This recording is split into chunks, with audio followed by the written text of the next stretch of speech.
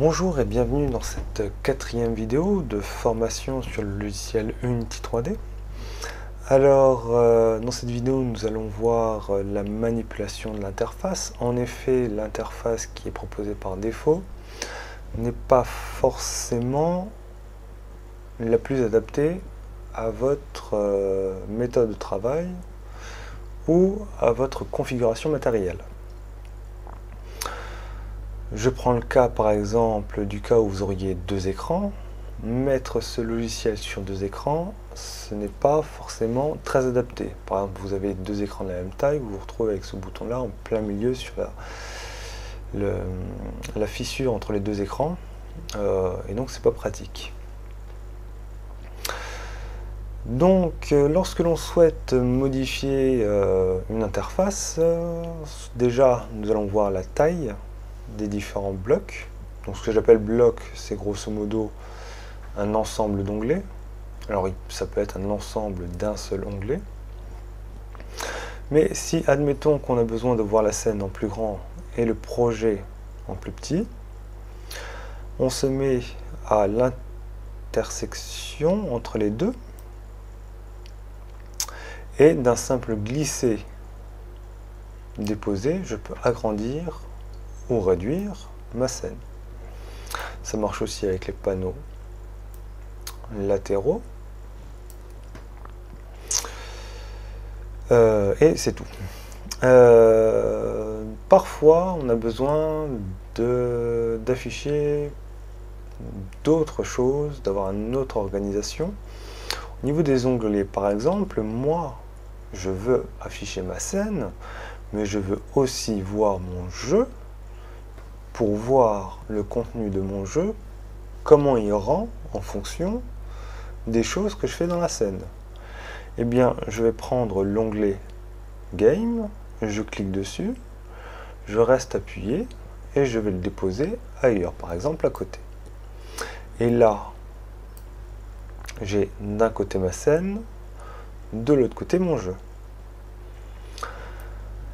Si je veux relier Game à scène, puisque je me rends compte que j'ai pas besoin de voir la scène et le jeu en même temps, que ça fait un petit peu redondance, je fais de nouveau un glisse-déposer en prenant bien l'onglet Game et je le dépose à côté de scène.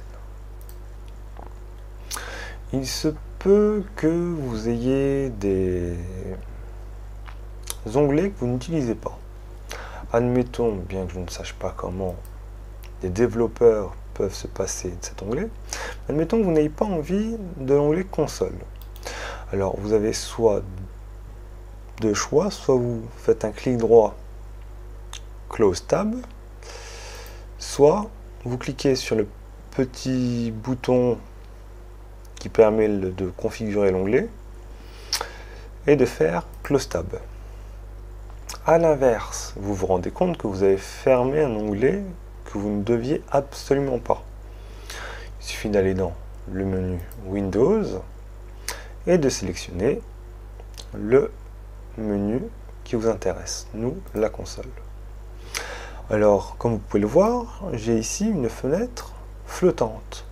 Ça peut être intéressant, par exemple, si j'ai deux écrans.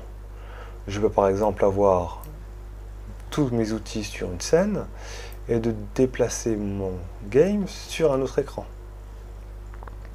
Pour cela, je fais un glisser-déposer et je le mets en plein milieu d'un autre élément. Ça va créer une fenêtre flottante et on va pouvoir le déplacer dans une nouvelle fenêtre. Bon, moi, j'ai qu'un seul écran, donc je réduis tout dans une seule fenêtre. Unity permet par défaut, a par défaut ce qu'on appelle des layouts. Des layouts, c'est grosso modo une disposition d'interface. On l'a vu dans la troisième vidéo. C'est ici, nous avons cliqué sur Default pour avoir l'interface par défaut. Mais vous pourriez peut-être avoir besoin d'un autre type d'interface, à savoir un élément, la scène et le game en même temps, et toute la gestion du projet à droite. Bon, vous en avez différents. 4 splits, ça permet d'avoir 4 vues sur le même projet.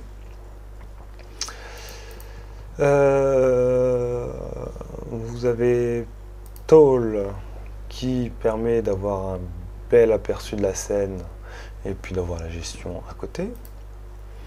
Wide qui est une autre façon encore de disposition. Alors on va retourner sur Default et on va avoir une interface pour nous.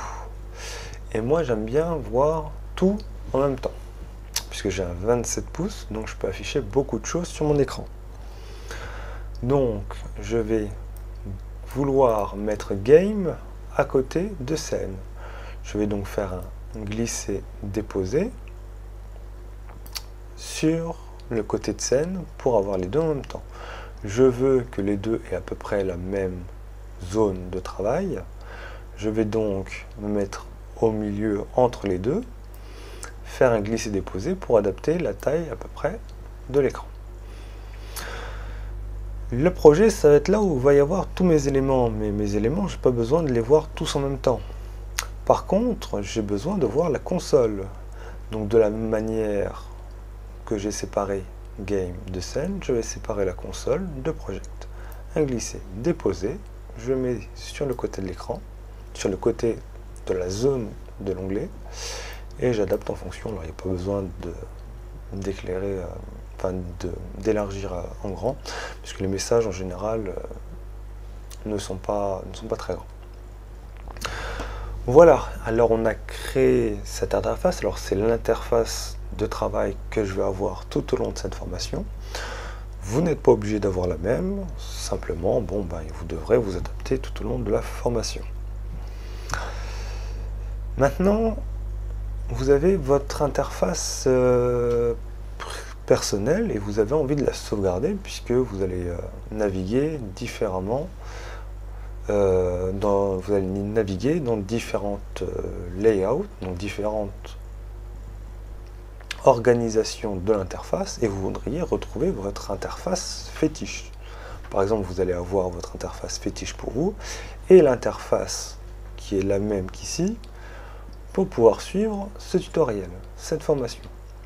Dans ce cas-là, je vais toujours là où il y a les layouts, donc je vais cliquer sur Default dans le cas présent et je vais créer sur Save Layout. Là, je vais définir un nom, donc par exemple, disposition formation, je sauvegarde et je dispose bien de cette interface particulière qui est sauvegardée. Si je décide de passer en 4 splits et que je retourne dans disposition formation, je retrouve bien la formation que nous avions définie.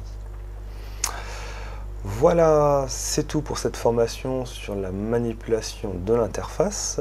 Dans la vidéo suivante, nous allons voir comment créer des objets et comment les manipuler. A tout de suite.